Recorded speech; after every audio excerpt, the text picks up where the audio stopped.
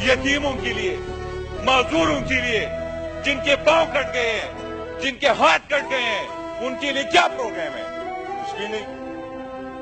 Sir खुदा के लिए मैं अपने तकरीर को वाइंड अप कर रहा हूं, ज्यादा बोलना नहीं चाहता, वरना जज्बाती होकर फिर आप कहेंगे बैठ जाओ, फिर मसला खड़ा हो जाएगा। मैं आपसे रिक्वेस्ट, मैं चाहता हूं, मैं प्यासा हूं, मुझे पानी दे।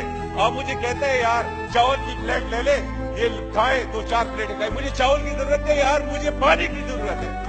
मैं कहता हूं मुझे मेन स्ट्रीम में लाए, आप कहते हैं नहीं यार ये आपके लिए गलत है, आपके रस्म रिवाज खत्म हो जाएंगे।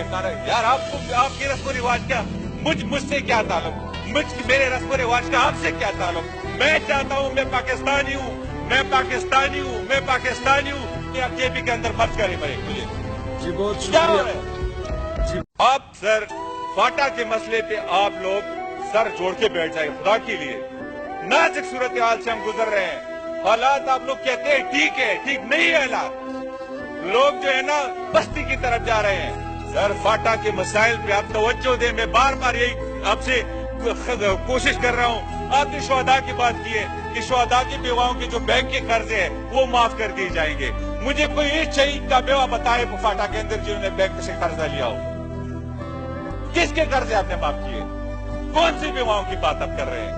मेरे फाटा के हर घर में 6 से 8 बंदे यतीम हैं। मेरे फाटा के हर घर में 2-3 बेवाएं हैं। क्या प्रोग्राम रखे हुए आप लोगों ने?